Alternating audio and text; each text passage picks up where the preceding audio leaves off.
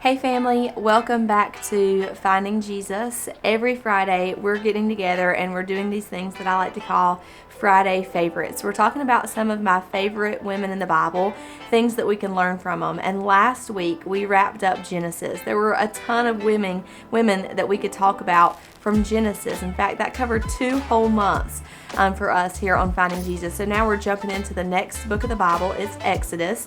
Exodus is all about the children of Israel and their journey leaving Egypt and traveling into the wilderness, what God was doing in his people at that time. So last week we wrapped up Genesis, just to kind of set the stage of what's going on. We have God's chosen people, and we have our fathers of the faith, Abraham, Isaac, and Jacob. And the last few months we've talked about their wives and some of the things that we could learn from them.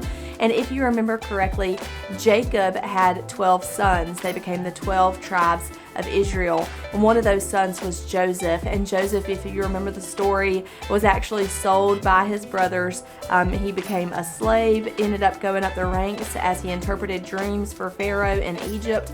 And he was like a big man on campus. God really used that terrible situation in Joseph's life to bring about good for him. He was in a position that he could feed his family, that he could take care of people, and even provide for an entire nation as they dealt with this season of drought and famine. So Joseph is in Egypt, and then new pharaohs, start to take place. Exodus kind of starts out with telling us that, Joseph and all of his brothers and that generation eventually dies. And so now we're in present day, what's going on? There's a new pharaoh, and the new pharaoh has noticed that there are a ton of Israelites, that these people multiply like crazy. My husband and I could be accused of that ourselves. We have 6 children, and he's like, no, the Israelites are getting too powerful. There's too many of them. So he kind of puts his thumb down on them and really starts kind of squashing them and enslaving them and making them do this really hard physical labor. And, there's actually a group of women that we're going to be talking about today, 2 women in particular. And whenever I started reading this in Exodus chapter 1, I thought that they didn't even have names. We talked about Lot's wife, how she was nameless, but these women actually did have names. I read the story again. Their names are Shiphrah and Puah. So definitely not some of the most popular women in the Bible. I didn't know that was their names.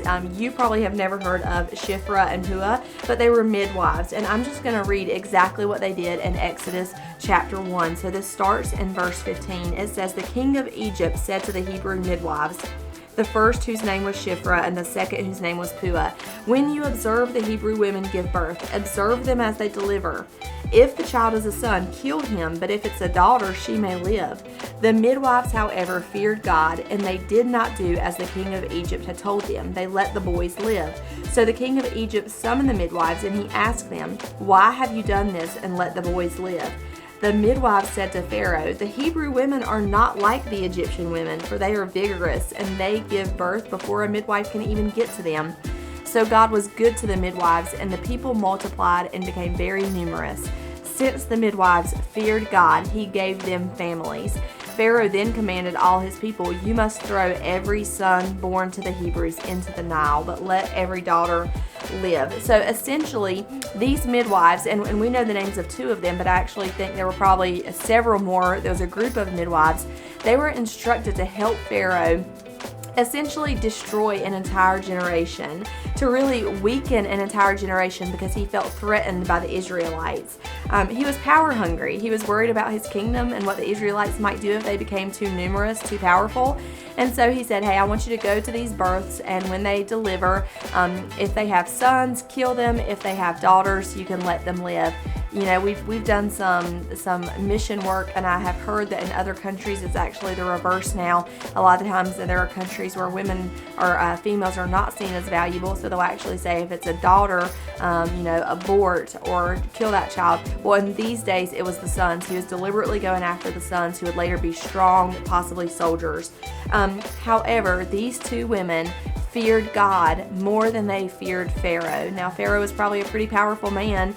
Obviously, he's in a position of authority, but they decided that they were going to fear God, that they were going to follow God's command and love God's people more than they even loved their own lives. So generally, as believers, we are called to submit and obey authority, right? That's in Romans. It talks about God's the one who establishes rulers. He's the one who establishes leaders. That's why as believers, we should be praying for those who are in authority, those who are in our government offices, from local government all the way up to our president. We should absolutely be praying for those who are in authority positions.